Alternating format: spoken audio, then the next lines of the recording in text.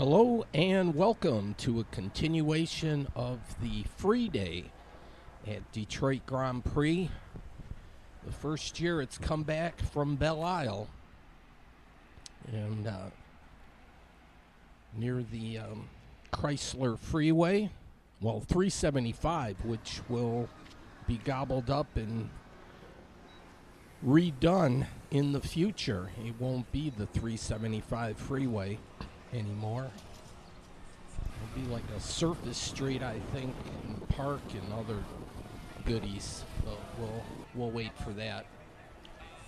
But I was doing a loop around the track.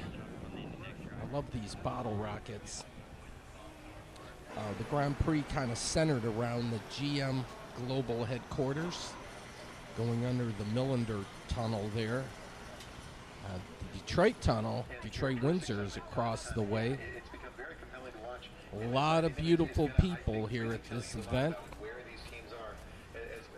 And it's amazing what you can see that's actually free.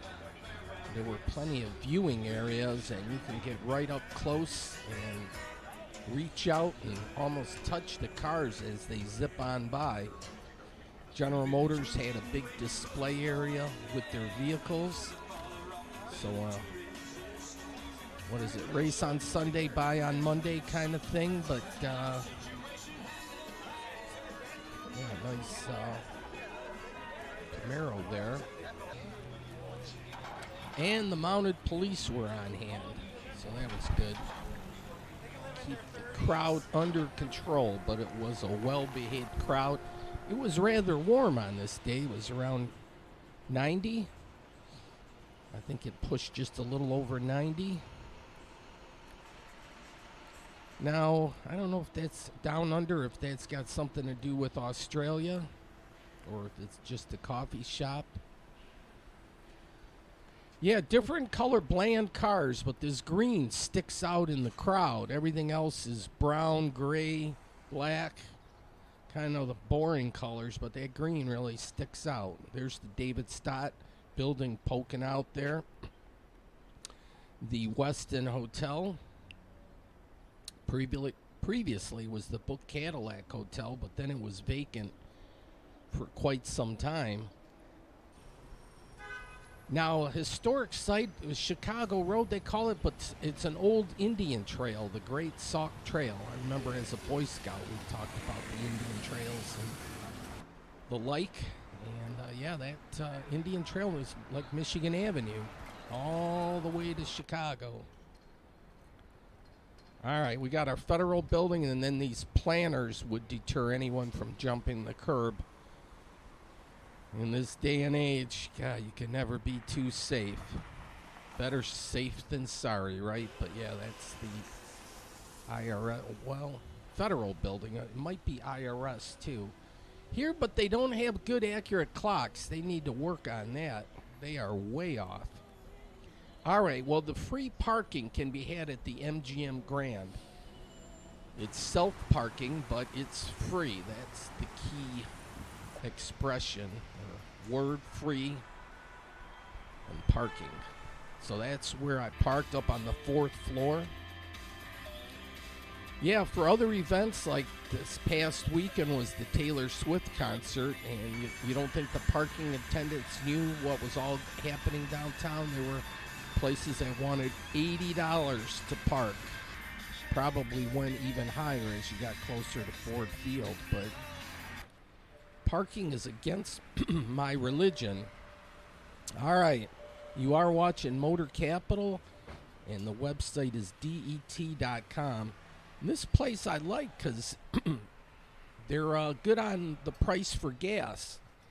And I think we need to promote these people that have reasonably priced gas. Yeah, and close by to Rosie D's Pizza, which I patronize at times. It's close by. But, yeah, this is on Telegraph. A lot of good places to get gas are on Michigan Avenue, though, from Inkster to Dearborn. Always looking for the ringleader, the one that sets the prices. All right, love of Detroit. Yeah, look at that, 90 degrees. Yeah, that was dinner. That was leftovers. That was from Hong Kong. They have beef, pea pods, and mushrooms. I get at least two meals, if not three. Like the main course, and then I'll have like two leftover meals from that. We're all proud to be American. All right, but you got to be careful between the hours of 3 p.m. and 7 p.m. That's peak times. So make sure you don't run your air conditioner or your computer or your TV or even a fan or a radio. Just shut that all down until after 7. Okay, well, I'm going to have several events for this show, but one here is the Edison Street Sale, and it's in a historic neighborhood with all these Ford homes built in 1919 and 1920. And we're going to meet the Browns. They live on Edison Street. They actually, the three boys, the Brown family had three boys, and I went to school with Dave Brown. Class of 78 at Etzel Ford High School. And they said they went to Duval Elementary. There's also Marty and Doug, the three Brown boys. So, yeah, but this Edison Street sale is a big to-do. And I was talking to Mrs. Brown, and her and several of her neighbors, there were like 5 or 6 along Edison Street, and they were all into collectibles and antiques and that kind of thing. And they started this street sale. All right, well, there was a place here that's got all sorts of Dearborn swag. So, and then they had a book on the Ford homes. And there's like 300 homes in the thing, and I think they had a picture of each and every home in this historic neighborhood. But I could have perused this book for a while. This could be a good coffee table book. There's 6 or 7. God, we'll meet a lady later in the show, and she'll say the home. I like the bank of windows on the side there, so that's one of the homes. This one with the entrance there is kind of a different. They labeled them alphabetically as far as styles. How clever. So they had a style A, B, C, D, E, and F. It might have gone up to G. I'm not sure. Here, the Boy Scouts, they got the thing, but it's not cheaper to buy it a la carte. You don't get the bundle savings. But they're here every year, and it's a good, I would presume it's a fundraiser for them. So they got hot dogs, chips, and pop, and they had a nice line going. So, but yeah, this whole thing had a neighborhood flavor to it, as you would expect. It's in the neighborhood, and it's always well attended. But the earlier the better. The early bird gets the worm kind of thing. And when you're, look at this one with the windows on the side. I should be calling. Then I got lemonade. There were a couple places I bought lemonade. This one was only $1.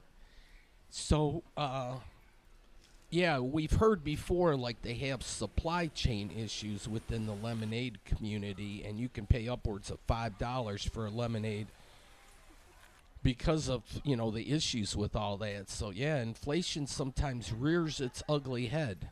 Here they have solar panels. Oh, and then they're woke over here. They allow rainbow people. Go figure.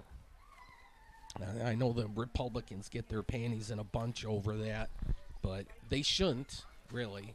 There's a lot of diversity amongst people.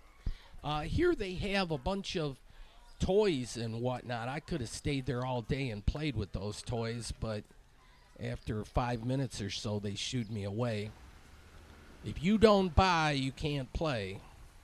All right, so they have other signs that talk about the Ford home. So I walked Edison Street down to Monroe, and here's they got their garage sale today. So most people have it on the front lawn, but some people have their goodies out back closer to the garage. There's no rhyme or reason. I thought it was Joe Reno's Pizza, but it's Joe and Reno's Pizza, so I stand corrected on that. But there's a lot of businesses along Monroe. Oh, and then I was walking by. I liked that little weather balloon I don't know if it's Chinese or not. Then they got a porch sign. It ends up it's a friend from high school. We ran cross country together at Etzel Ford. His name was Tim Core, and then he had a sister, Kathy Core, that was in my class. Now, see, they're advertising for the seniors, so this is graduation time, and I saw a bunch of banners congratulating the seniors from Etzel Ford, my alma mater, the best high school in the land. I know the mayor of Dearborn, Abdullah, is partial to Fordson, but I say no, Etzel Ford. Styles, and they're a model A, B, C, D, E, and F. And this one's a model A. And most of them have 3 bedrooms, and they were built with 3 bedrooms, a bathroom, a fireplace, and a sleeping porch. Our house is one of the very few that didn't have a fireplace, which is great because now we have somewhere to put our sofa. And then the distinctive features is a lot of the houses have this beautiful arch on it. And a lot of people have closed in the sleeping porch. It used to be on the end of the house. Some people have kept it original. Ours is closed off, so we've just got more room in there now. And so as part of a historic district, you're not allowed to change the front of the house. It has to stay true to the era in which it was built, which was 1919 and 1920. But you can change the back. So a lot of people put on additions in the back, and they've made extra bedrooms, extra family rooms, and everything. So you can change the back, just not the front. And there's about 300 houses altogether. And the Ford Motor Company, they never really finished the neighborhood. They had plans for all of these lots, but after the 1920 building season, I'm not sure exactly what happened, but then they kind of abandoned the project. So even though we're in the Ford Homes neighborhood district, there are some houses that are not Ford homes. But all of these homes are very distinctive because they've got the peaks.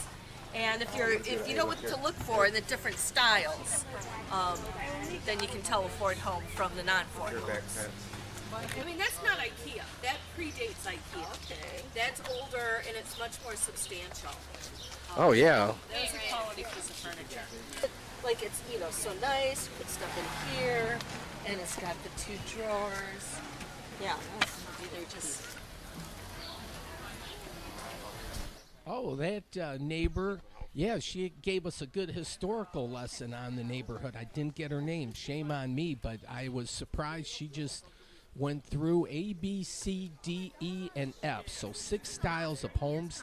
And again, the books here, there was another lady that had a display from the Historical Society or whatnot. So they had this lady there, and she was all into urban planning and talking about some of I guess it's the Morley homes just north of Michigan Avenue. The city wants to change the zoning, and I'm going to have to follow more up on that. But yeah, a lot of these homes will have that little historical placard. That one was built in 1920, but yeah, I should check what property values are like in here. I'm sure that historical designation helps a lot on keeping the property values up. But the homes are just gorgeous. And, geez, as a kid, I never much cared for looking at homes and paying attention to all that. But it's something like when you get older, you kind of look at things like that and say, yeah, that'd be a cool house to live in. Oh, check out this dancing, shouting James Brown. Head turns from side to side. The mouth moves. And it was $15, I think. The Godfather of Soul. That thing would be great to just plug in, or probably takes batteries, and just see what James would do. Again, I found all these toys, and like Fisher Price. Aren't they all like, the bright colors and everything? There's a blue house. There's another house with a nice porch. Not all of these are the historic designation. There's other different styles. But in the future, I know sometimes they had a home tour. When they had the 100-year anniversary a couple of years ago, they had a home tour. And that would be cool to see something like that. Here's the Brown residence, and so they have a lot of antiques for years. And then they even had music. This was a nice touch. This is Mrs. Brown, grandson.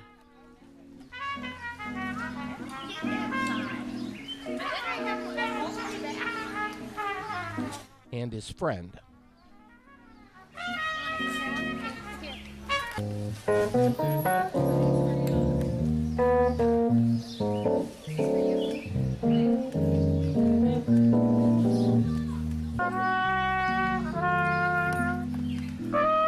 Oh, and they had food, so I was all over this. And hot dogs, or smaller dogs, I guess. It's dog friendly and a kid friendly event.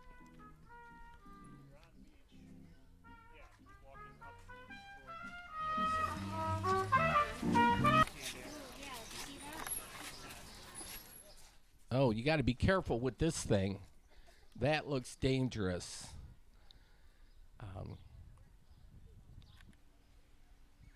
But yeah, it was. It's held the first Saturday in June? Yeah, the Edison street sale. And a lot of people know about it. They mark their calendar. And yeah, get there early and often kind of thing if you want the best deals. And there's flowers abound too, yeah. So military and casts. People are proud to be American. That's all good to see and everything. We got some vine action going here. People proud of the various military branches. And this place was just loaded with stuff. All number of bikes, and it went out back to the garage. Some people really get into it. So here's a nice Corvette. Some more vine action. This one is overtaking the chimney. You can just barely see the top there. But yeah, people carting their goods back home. And back to Monroe Street, which is a neat little commercial district through the city, kind of like the Westbourne. Maddie's Deli, they need help, but they're open today. And I don't know if that was like an old-style gas station, possibly, service station. A neat little building with its shape. I should have stepped inside to check out their menu. Look at the brickwork here. This is a beauty salon. Lash extensions. I've never had that done. Here's a service station for sure.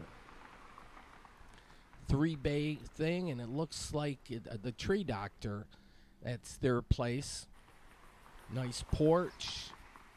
I'm always amazed how they get those rocks to just sit right. It's like putting a puzzle together. All right, well, like some senior living type here, there's a couple of high-rise towers. I'm not sure if it's like 55 and up.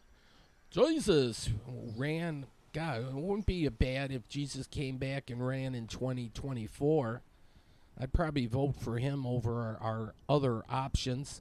Look, art is everywhere, even in the balconies, the way the shapes go, if you get it kind of sideways. And again, people proud to be American all over the place. Maybe that's one thing we can agree on. Because certainly politically, we are so distant. There's like polar opposites with people on different things. And it's like, oh, jeez. You would think there would be a bare bones basic thing that we could all agree on, but okay, Sisson Manor, that's the name of the second high rise that I saw there. Good Shepherd Church. You can get some free books, so if you're youngin', and if you get tired, you can sit down and take a rest. No handbills. I remember that. That's an old sign. We had one. Our family grew up on Edgewood Street. And I remember that was on our front door. Oh, it's a might be a Mexican wreath. They have the day's celebration of the dead kind of thing. All right, and yeah, looking nice baby crib type thing. They have like a sunroom on the side there. The lady that explained things mentioned, with that historical designation, she was saying you can't change the front of the house, but if you want to make renovations or updates or add a room in the back, you can, which is kind of neat.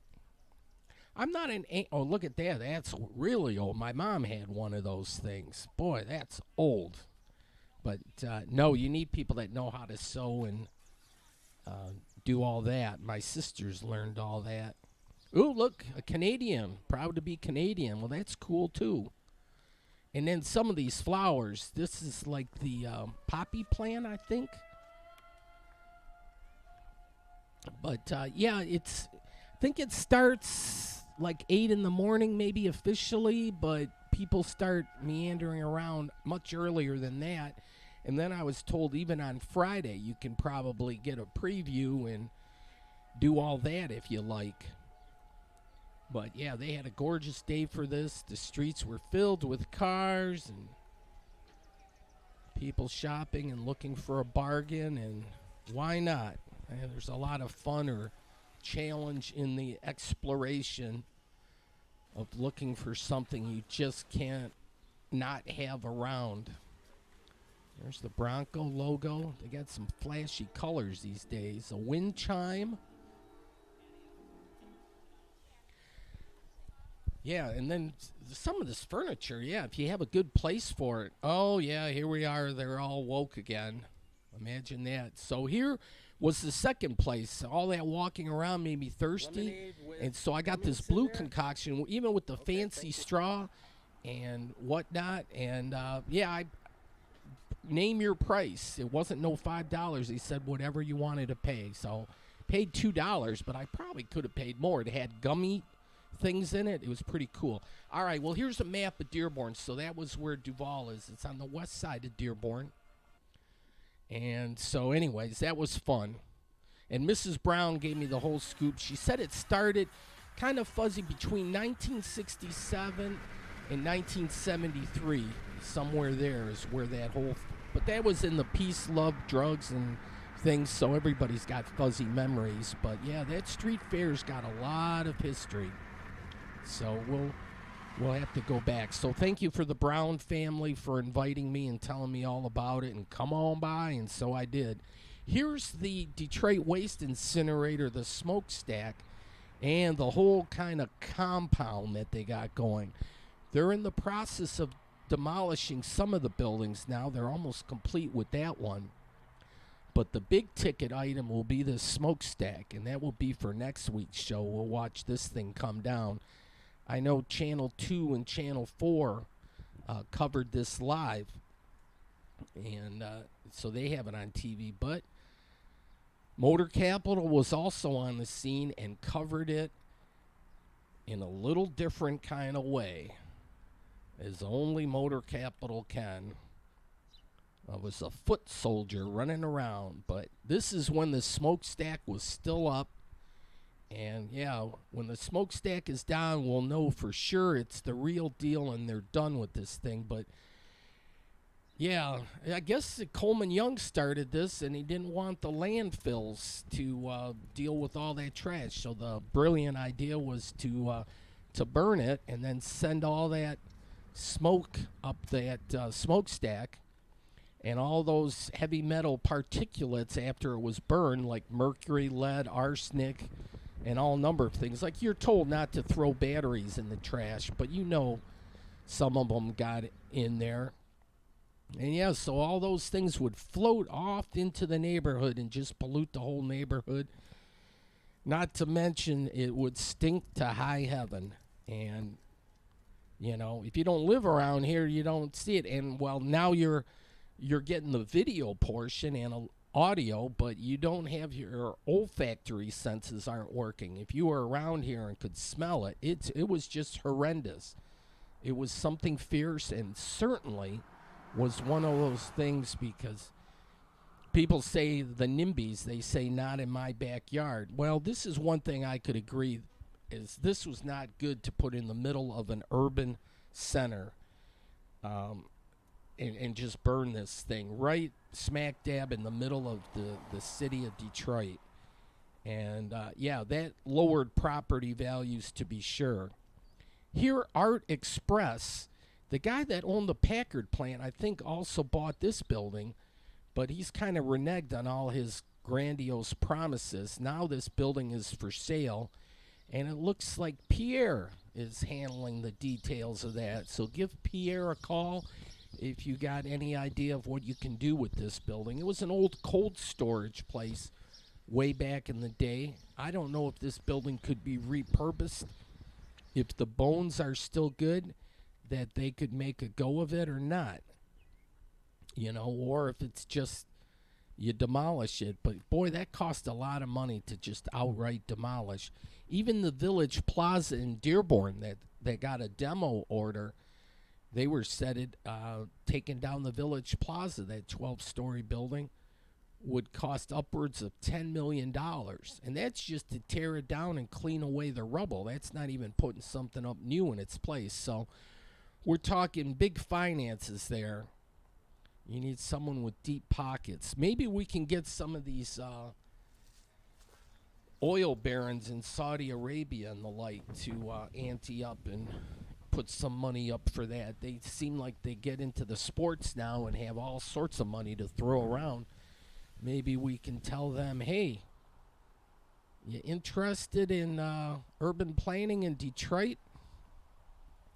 But yeah, we need some people to do some things. All right, this is Sky Boom Party, and it'll be Sky Boom Party the following. Let's see, I was here, I think it was on a Sunday I was here, so one more week, and that Sky Boom thing, yeah, it's all coming down.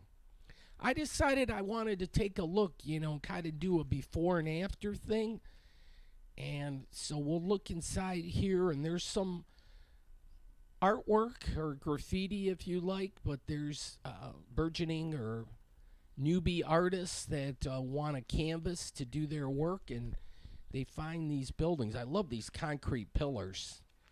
You knew there was some weight involved here when they have a pillar every 20 or 30 feet just to support, but it's probably built like a brick shithouse. I mean, there's a lot of concrete, but it's incurred some water damage because water is insidious and just does its thing. But this building doesn't seem like a ton of water damage, and the roof wasn't really in bad shape, but it's open to the elements nonetheless. There's a passenger elevator, but it wasn't operational. Then they have this stairwell, and you got to watch your step. There's still a lot of debris about. But you get up to, I think it's like the 4th floor. So there's like an administrative section in the front of the building, and then the back is all cold storage, or was. Now, the St. Alban and Frederick, like Blues Festival, those are the cross streets, St. Alban and Frederick, but it's like Big John's Carpet House. They have a blues festival. It's like impromptu. It's every Sunday, kind of between, roughly, it's kind of when the weather breaks, but you can basically say from Mother's Day to like Halloween kind of thing, May through October. They have, on Sunday, weather permitting, they have a free blues festival. I mean, you can put a ducat in the bucket because they'll pass it around, but if you're cheap or on a budget and don't have much money, you don't have to pay. You're not obligated. It's not like concert tickets like Taylor Swift where you can spend $1,000 and more for a concert. This, if you want, it's on the other end of the spectrum. You can pay a big fat zero if you like, but when musicians are performing like that, I feel it's still worth a few bucks here or there to show your appreciation. But there's so many places where you can enjoy live music, and it's free. I mean, a lot of cities have their festival. Yikes. Wowee. Yeah, a lot of places you can see free music. It might not be the top-notch bands, but if you can walk up and get up close and personal and watch these bands or musicians perform, it's awesome. And then you can spend that money on a drink or some food or other things. Don't spend it on parking, though. That's a waste of money. But yeah, there's some decent graffiti in here. So this building has been explored many times over in the past. And I thought about checking the view of the blast when the smokestack comes down. I thought, well, yeah, maybe I'll check it from up top here. But they had like a no blast zone where people were not supposed to, like they cordoned off an area. So I figured, well, they probably won't be open to the public. But here I made it up to the roof, and there's one of these bottle rockets. These things are great. I know it doubles as a water tower, but it's more like a bottle rocket. So, yeah, there's the smokestack. So, good proximity. But this was not my viewpoint to watch the smokestack come down. Although there was a young couple, I don't know if they were married, but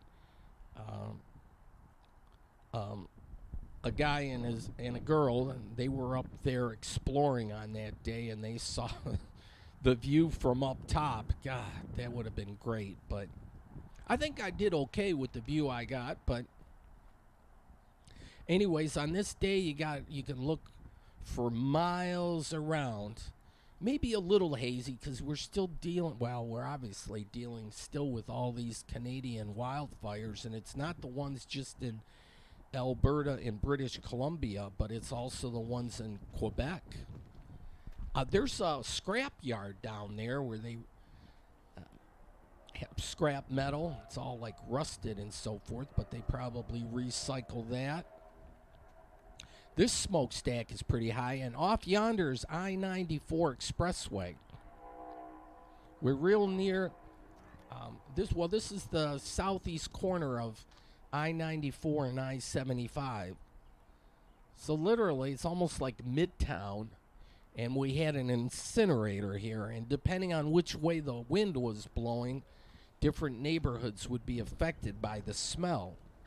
And as long as the smell drifted eastward, nobody much had a problem with it. It was when the wind would whip around from east to west, and it would blow into Midtown, that up-and-coming yuppies and people that have nicer homes and stuff got all upset, and with good reason. Who wants to smell that, really?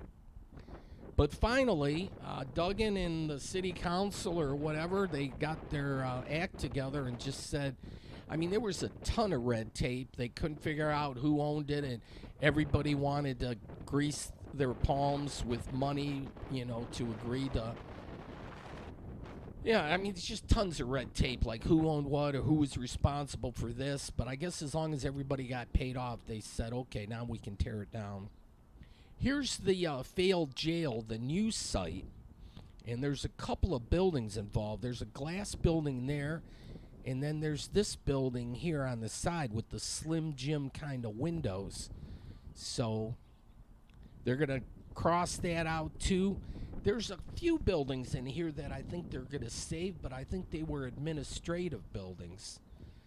Homrich is the company that's going to be doing the wrecking ball action. So they got some heavy artillery here, all number of things. And I guess the city has no clue as what the repurposing of this land will be. This building, it's halfway taken down, or maybe even more than that. But yeah, this will let the neighbors know for sure the incinerator is done and gone, and yeah, this will help the whole neighborhood improve, and it'll help raise property values. There will be investment in these neighborhoods around here now, because before, who would want to do anything when you were close to this? What a deal breaker this was.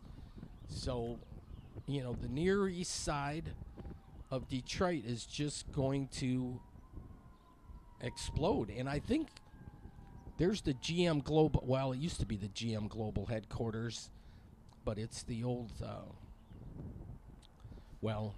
It's owned by the city now. It's going to fall back down this way. That's the controlled thing. It's going to fall in a westerly direction. At least that's what we're hoping for. Sometimes things don't go as planned. When they were trying to demolish the palace out in Auburn Hills, I think it took 3 attempts before that thing came down. But a smokestack's kind of a singular thing, and with properly placed explosives and then letting the gravity do its thing, it should go quite well. In fact, I'm convinced it will, because it's after the fact. Now, I'm doing the audio here on Monday, June 12th, and I know for a fact that the smokestack came down properly, because it went down just the day before. All right, so we're going to peek out over the side here, and yeah, the Blues Festival is going down right there. Look at all the cars, and now they have vendors, all number of food items that you can purchase, and even knickknacks and souvenirs. But yeah, St. Aubin and Frederick, in amongst all that greenery there. So the people that even attend that festival will be happy as peaches, because it's down. Shane Ferry Market, that was like a Gibraltar Trade Center, but on a smaller scale. But they let that building go, and they should make it again, redo the roof. It's got all number of holes in it, very much compromised. But this area should improve big time. It might take a few years, because urban planning, like the wheels of urban planning take a long time, to get all the ducks in a row and see. But when things start happening, it starts rolling. Okay, there's the Ambassador Bridge, and then the Gordie Howe standard. Well, you can kind of see them. There's one behind the Motor City Casino Hotel, one of the towers for the Gordie Howe Bridge, and there's the Windsor Tower there with the crane up top. So it's kind of a little obstructed view there. You could say down in front, but you can see it behind all that. But you get a nice view, certainly, of the downtown area. This particular area, we're not far from Eastern Market. It's just down yonder a little bit, a little south of here. And Eastern Market is a huge success story. And we just need to plan things in Detroit block by block. This is an interesting cat, and they did it over that grating, so it kind of gives it a 3D look a little bit. So that was pretty clever. And yeah, the trucks would come in, unload their trash. I don't know if some of it was sorting facilities or how they actually did it, but it was multiple buildings involved. So yeah, urban planning, what to do? Do you put affordable housing in this area afterwards? I mean, there's a big demand for affordable living. I mean, I know developers love it when you can get market rate or above and put up luxury things, and they get a good money for that. But the city should help grease the wheels so you can get more affordable housing in the area. Make that a go. Okay, I'm going to begin my descent. And, yeah, some people, we both party. Yeah, so I'm showing the light of day here. So people did all this work, and unless you explored the building, chances are you're not going to see this. So I will expose art. Art is everywhere. Spitting, smoking, or chewing tobacco is prohibited. So that's an interesting sign. But made it back to ground floor level. I love the pillar supports here. This one, they're not round. They're square. But they had railroad trains that would back right in here and just unload their goodies. It'd be neat to find the whole history of the place. I mean, that one guy from Brazil or whatever, he bought the Packard plant, and I guess he bought this place, but did absolutely nothing. Absolutely nothing. I don't know if just they wanted to wave a magic wand and make something happen, or just figured if they'd sit on the property. I don't even think they paid taxes on it. They were defaulting there, and I think the city may have repurchased the place just because they defaulted on paying the taxes. I don't know. Some of these speculators or developers, they're a scrupulous kind of group. Sometimes you got to be wary of these people and their intentions. You got to hold them to their plans or deadlines because, I don't know. They're empty, how's it go? Empty dreams and broken promises. Is that expression? Or empty promises and broken dreams, whatever. All right, so back to street level, and just going to have a little bit of time, and then I think I'm going to run out of video, and I'm going to have to put in a tape, but this is for the Blues Festival. St. Aubin and Frederick, that's your cross street, so check it out on your Google Maps.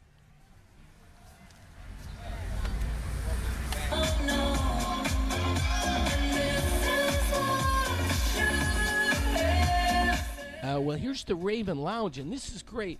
It's Thursday, Friday, and Saturday that they have the blues action. That one said Friday, Saturday, and Sunday. I'm trying to get the owner to be open on Sunday because they could get the spillover traffic from that blues festival and have them come here, because a lot of the festival closes at dusk. So around 9:30 or whatever, it's over and done with. But a lot of people are still willing to have party and have something to eat and watch that live blues in a bar venue. So, yeah, they should be open on Sunday. And you can get your religion here, too. They have like a gospel thing. So they sing music here. Maybe not right now. So you can get a prayer and some free water, both at the same time. That's cool.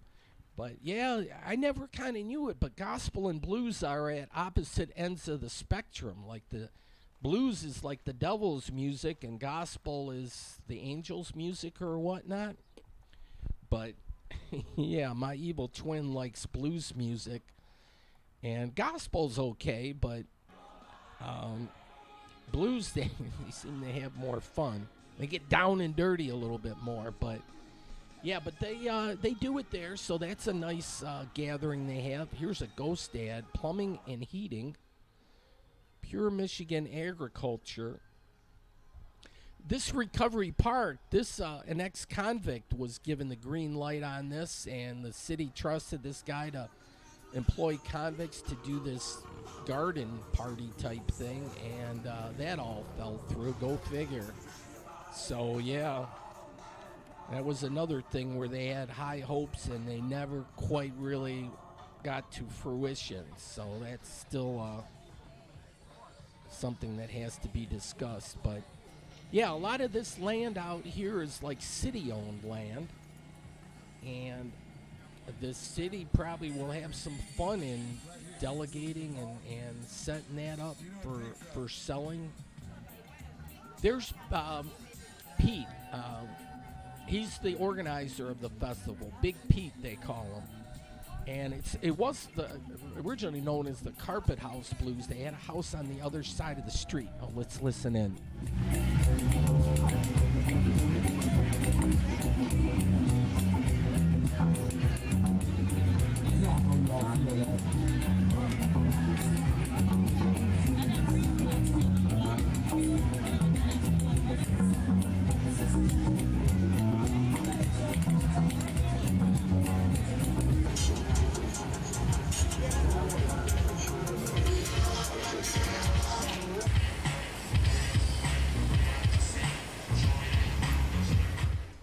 Yeah, bring your chairs. You can bring your cooler with your drinks. Do whatever makes you feel comfortable and just sit out on the grass here and chill. They've been playing music, some of lower everything for your entertainment. I want y'all to give us a big round of applause, and we're going to get ready to start the show. Y'all give it up for the Coffin House Band. Okay. Target. Yeah, don't sing yet, Ben. Do the shuffle first. Do the shuffle. Steve.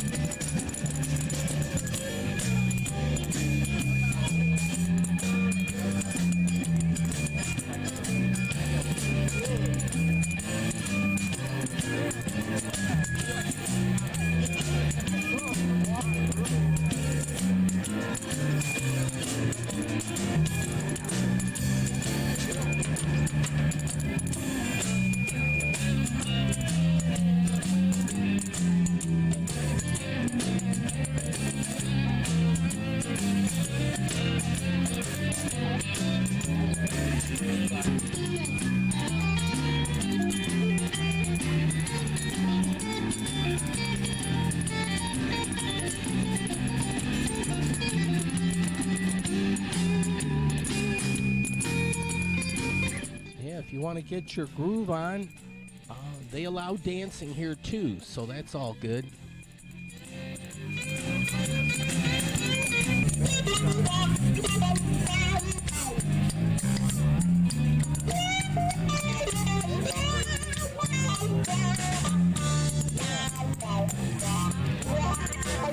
This is the song I got a chance to do on the movie set. BMF. All right.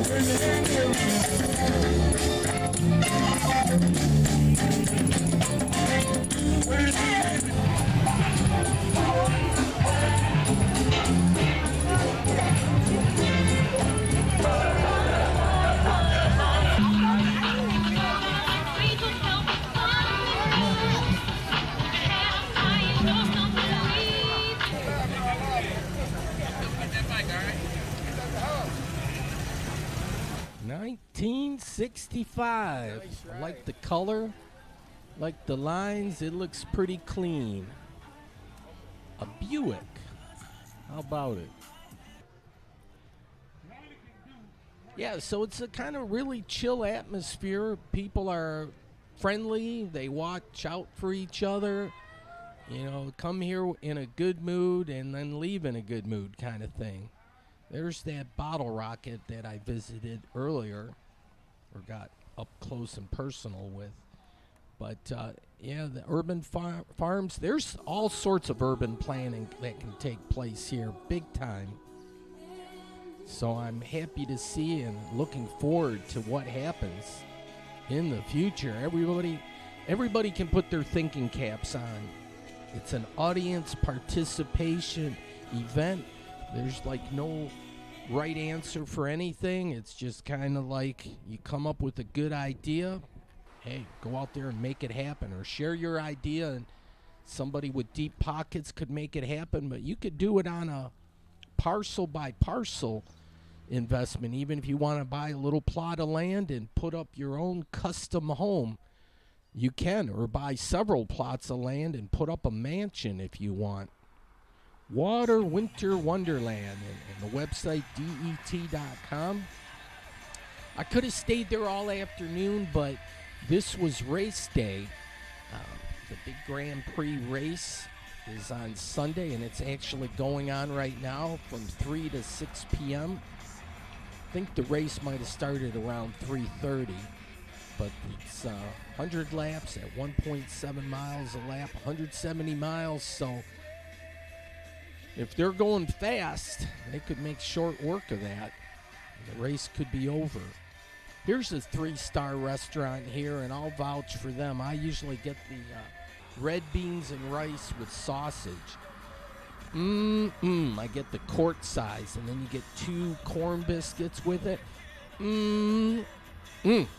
It's like stick to your ribs type food. Oh yeah. All right, so making my approach to downtown. Here's that neat thing where they built this place from the top down. What the craziest thing, floor to floor, they lifted it up. Maybe they got one more floor to go, and it'll be done. There's Stevie Wonder. He likes what he sees in Detroit for sure. But yeah, the city was abuzz with this race. We just need more events hither and thither to fill out the whole calendar, even in the colder months, the winter months. But yeah, like a lot of people go to Nashville. They think, Nashville's a great city, and they have parties, and women have their bridal showers and all that. Detroit needs to put package together for people and say, come on down. And I know Detroit has that badass reputation. In some ways it's well-deserved, but Detroit knows how to party. There's no doubt about it. And we're a good sports town, even though our sports team, as a rule, have come across hard times. A lot of people are pinning their hopes on the Lions this year, so that if there's going to be a feel-good story, it'll probably be the Lions, because the Tigers, wow, they're on a 9-game losing streak as I speak. Not good at all. But oh well. So that, you know what the Tigers should do is advertise in the cities, the opponent's cities. You can do all that stuff online now and advertise, like Atlanta's coming into town. Or no, I don't. Are they coming? I'd have to look at a schedule. Forget if Atlanta's coming into town or we're going there. But whoever our opponent is, when they come to Comerica Park, we should tell that opposing team like 2 weeks prior and just say, come on down to Comerica Park. We have all number of tickets, cheap tickets. You can come and see your team come and whip the Tigers' ass. Not that I would really want to see the Tigers lose it all, but if we can get tourists to come in and visit the city, they're going to drop their money on hotel rooms, on hotels, what did I say? I mean, they'll buy the tickets, right? Hotels, food, drinks, all number of things. So we'll take your money. You can have a great time. You can beat our beloved Tigers, but we'll take your money, and you can go back home and tell everybody you had a great time in Detroit, and we'll catch you back the next time your team plays in town, and we'll get you again. But that's all right. We can have visitors. I mean, sports teams, it's like, I mean, it's not life or death, you know. There's going to be one team that wins and one team that loses, and it's like I don't think anyone goes home just like crying because their team lost. It's not like shouldn't affect you like personally. You shouldn't take it that hard. So the idea is just to have fun. And so, yeah, we can get visitors from around the country and around the world and say, come and have your fun in Detroit and spend your money here. And you can buy pizza even. Little Caesars World Headquarters, there's like pizza slices for the window, that triangular shape. And then the Union Assembly, by all accounts, that's a pretty good success story. All right, well, maybe rainbow people they allow here and black people too. Go figure. Wow, yeah, the anti-woke crowd gets their panties in a bunch if there's any diversification other than the way they look, talk, feel, go about their business or whatever. You know, not the same religion or the same body type or same age or same weight or same health conditions. Yeah, there's so much diversity really in any number of things. But yeah, there'll be people that say, no, you got to be this way. And you can't drink Bud Light anymore. And you can't go to, Chick-fil-A? Or, no, the latest one is Cracker Barrel. So, yeah.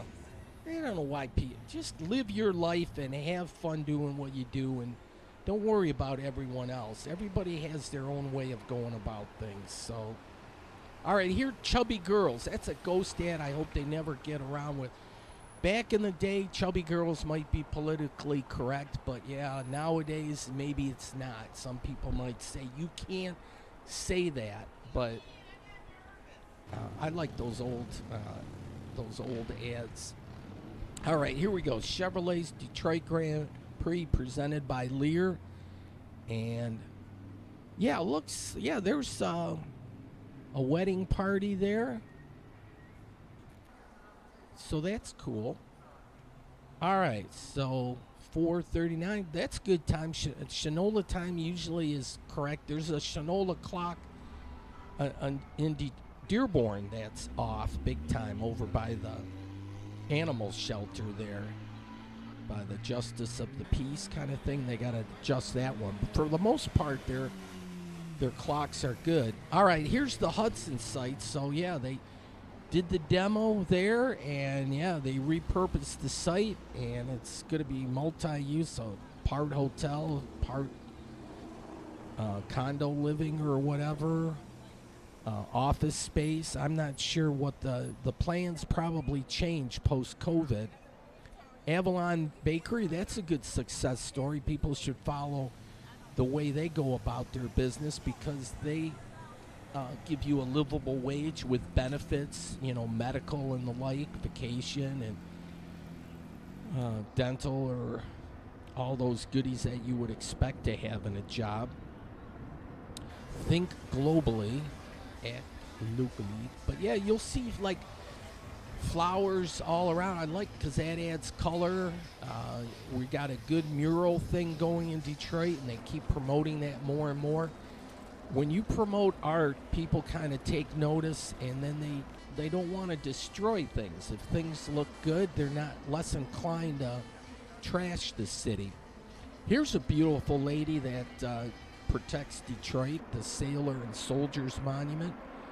We have the eye in the sky, so don't even think about doing anything illegal because you'll get busted. I think those helicopters have heat seeking,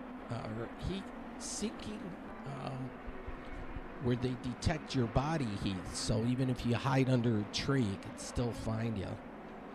So, all right. So approaching the racetrack here, 1953. This is the Coleman A. Young Municipal Center. And there's the spirit of Detroit with the Golden family there. Okay, so Jefferson, they're doing the nice straightaway along Jefferson.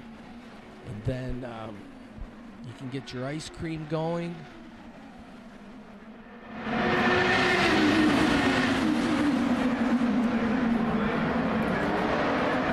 Jehovah's Witnesses are here. Here's a free viewing stand. This is cool.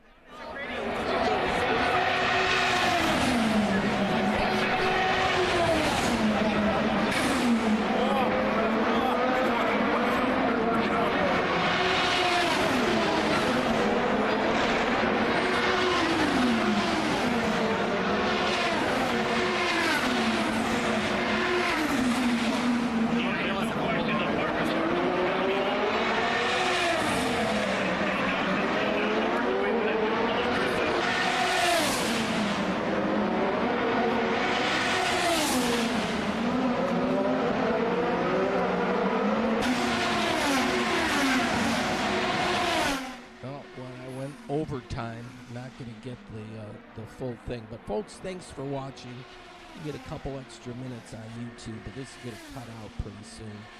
But what a good